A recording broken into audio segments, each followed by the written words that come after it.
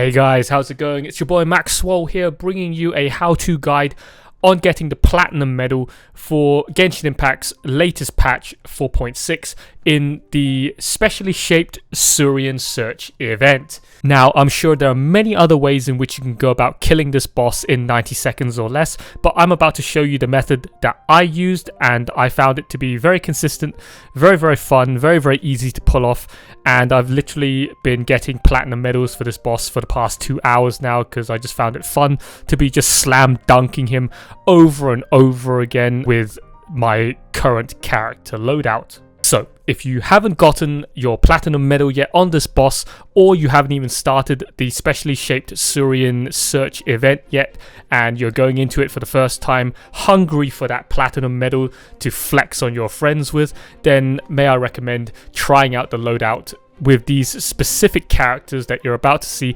if you happen to have them on your account. But first, let's quickly talk about the boss. The Millenial Pearl Seahorse.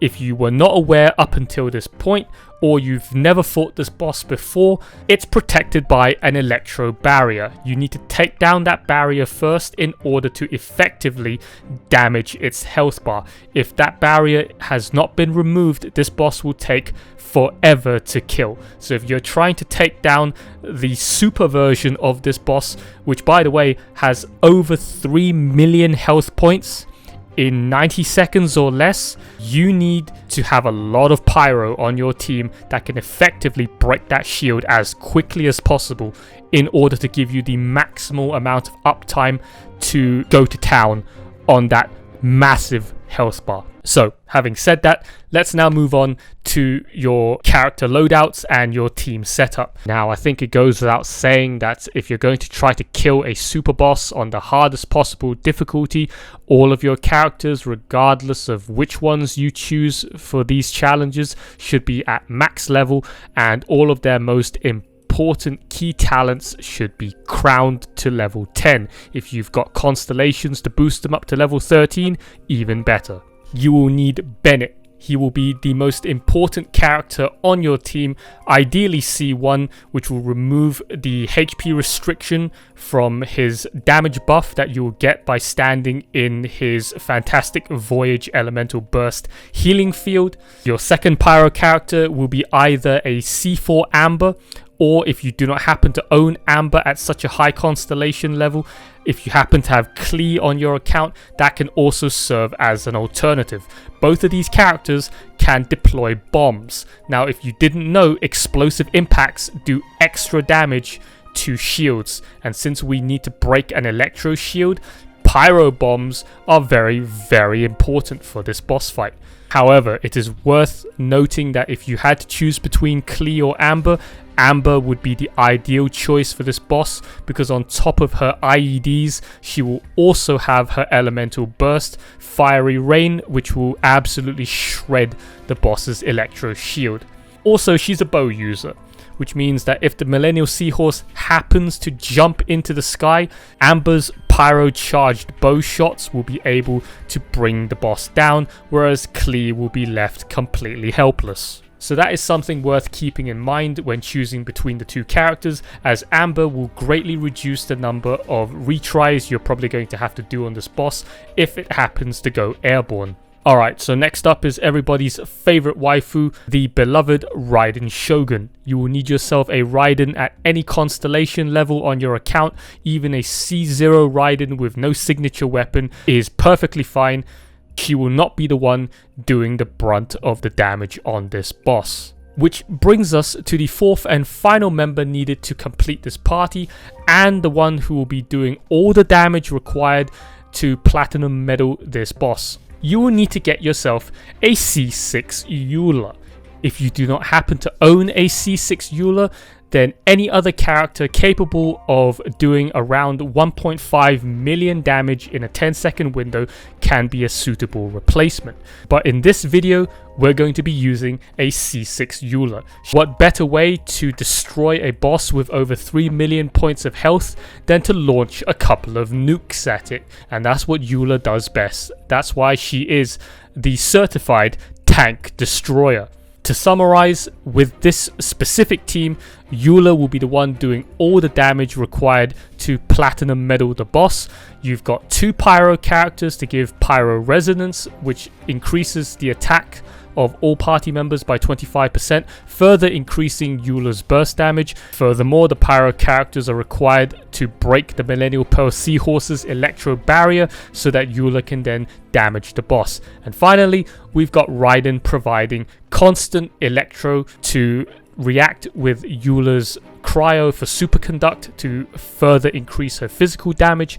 And of course, Raiden's elemental burst, even though it's not going to be doing very much damage, will still be needed to recharge Eula's burst as quickly as possible, because we are required to drop not 1 but 2 nukes on this boss. And we all know that despite Eula being able to pull off some crazy numbers with her elemental burst, she suffers greatly from energy recharge problems, so you're going to need Raiden to recharge Eula's burst as quickly as possible in order to drop that second nuke. Finally, for artifact sets, I would recommend 4-piece Noblesse on Bennett for the damage buff on top of his elemental burst, which will again support Eula's big numbers. 4 pieces of Millelith on Raiden, since she'll be doing no damage on this boss. You might as well make her a fully decked out support character, so Millelith will again provide a further 20% attack bonus buff to Eula so long as Raiden's elemental skill is active. For Amber, any set will do. Just give her enough energy recharge so that she can fire off her elemental burst as often as possible. It only costs 40 energy, so that should not be a problem. In the video that you're watching, my Amber had no artifact sets and was also level 40 and could still pull off enough elemental bursts to get the job done. Finally, for Eula, she'll be rocking her signature 4 pieces of Pale Flame. Weapons. Eula, since she'll be carrying this team, needs to be decked out with the best equipment. So that goes without saying, she needs to be rocking her signature weapon. At rank 1, rank 5, it doesn't matter, as long as she's using her signature sword, that will be enough. For Amber, I would recommend using the sacrificial bow. You can drop additional Baron bunnies if you're lucky when they explode. For Raiden, any energy recharge polearm will do, her signature weapon, the catch, Favonius Lance. Finally, we have Bennett. His weapon is just as important as Eula's when it comes to getting the job done. You will need a sacrificial sword with the highest rank possible, ideally a rank 5 sacrificial sword if you happen to have one, but if not, even just a rank 1 sacrificial sword is a must for this specific team setup and trying to get this boss down in this specific manner, because sacrificial sword will allow Bennett to recast his elemental skill an extra number of times throughout the encounter, which is necessary in order to chip away at the boss's electro field quicker. Now, of course, this is very RNG dependent, even at rank 5 for the sacrificial sword, but using it will allow Bennett to clutch some very, very close call attempts that you'll probably find yourself encountering. The difference between the boss flying off into the air or it getting knocked down onto the floor, which will save you anywhere from 3 to 5 seconds. Every second counts for this platinum medal challenge. Alright, so now that we're all set up, let's talk about how we're going to kill the boss. When the fight starts, the boss will take around about 7 seconds to get up off of the floor and become active. The moment you see its electro shield health bar pop up on your screen, hit it with Eula's elemental skill and then swap over to Bennett and hit it again with his elemental skill. If the sacrificial sword happens to proc during this first initial strike, I would not recommend trying to go for the second one, because the boss is going to dash away from Bennett and then perform his first move. This move is the same on every attempt. It is scripted. He will start the fight by charging your character after first firing off 3 shockwaves. Each shockwave after fired will leave an electro puddle on the floor. It is best if you spread these puddles out so as to not stack the damage that they will do to your active character should you decide to place them all on the same spot. Bennett should still be your active character at this time. Dodge the shockwaves and leave the electro puddles in an ideal location so that we can use them for Amber's Baron bunnies in the next step. If timed correctly, you will drop Bennett's burst on top of the seahorse as it's charging him, mitigating all damage due to elemental burst iframes while at the same time damaging its electro field. You are then going to quickly switch over to Amber, dropping both of her Baron bunnies if you are C4, or if you're with Klee, dropping her Jumpy Dumpty. If using Amber, dropping the Baron bunnies on top of the electro puddles can cause them to instantaneously explode due to the amount of damage those puddles do to your active character. These explosions will do massive damage to the seahorse's electro field. Follow up with her Fiery Rain, which will again shred even more of the electro shield, and then quickly swap back over to Bennett and continue to spam your elemental skill until hopefully the seahorse's electric barrier gets broken, which will incapacitate the seahorse for a brief momentary period of time. During this time, refresh Raiden's elemental skill, drop down Bennett's elemental burst, and then start smacking it with Eula. If you are a C6 Eula main, I don't think I need to tell you Eula's damage rotation. Then activating Eula's burst, you will start charging up Eula's nuke for as long as possible, and then swap over to Raiden.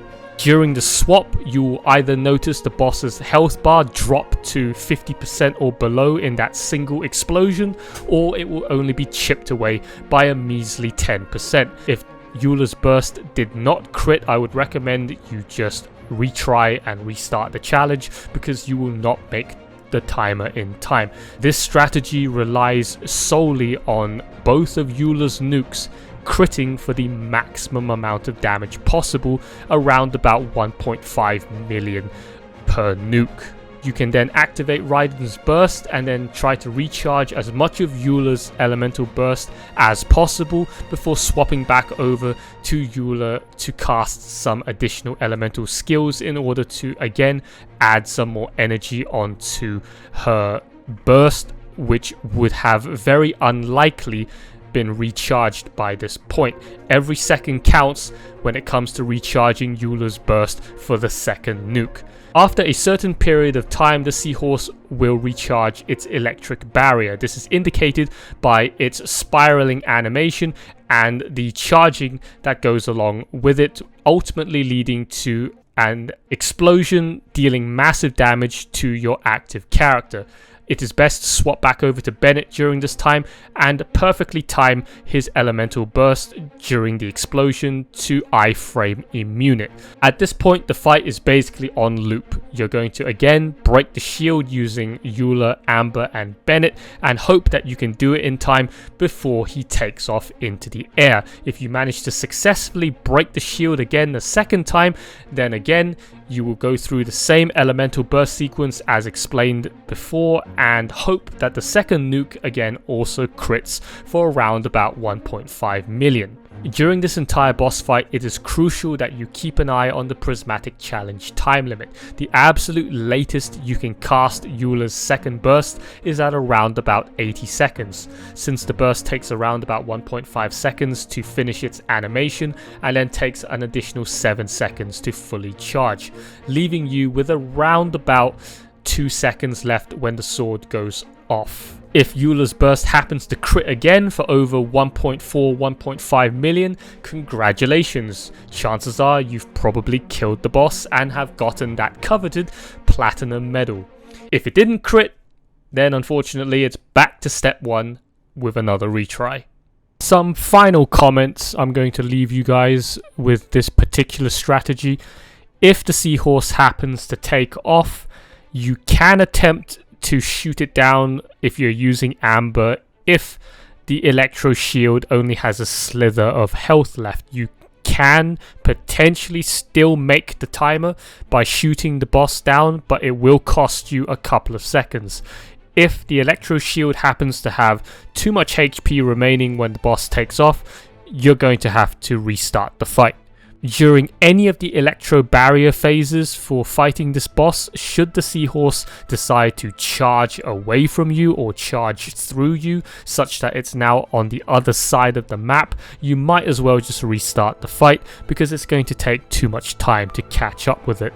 Food buffs are not mandatory, but I would recommend using either a crit rate food buff, or if you can afford it, the 45% physical damage and 10% crit rate food buff, just to speed up the kill a little bit more, especially if your character hasn't got the best artifact set in the game and you are already pushing that time limit to its very last couple of seconds. That food buff may be the make or break difference between you getting the platinum or not. Illusion shattered! Beg for mercy! Teamwork is strength! Go, go, Barrington! Get it! Let it rain! Go, go! Let's light it up! There is no escape! Yeah.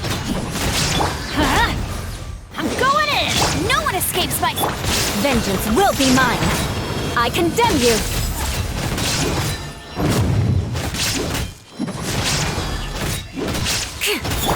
Now you shall perish! Shine down!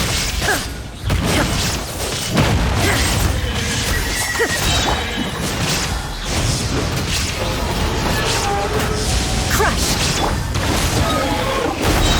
Yeah, everybody stand! No escape!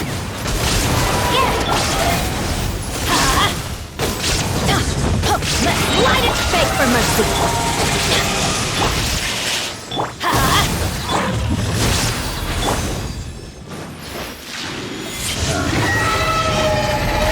Bet you can't keep up! I'm going in! Flood of frost! Rack and ruin! Shudder! Inazuma shines eternal!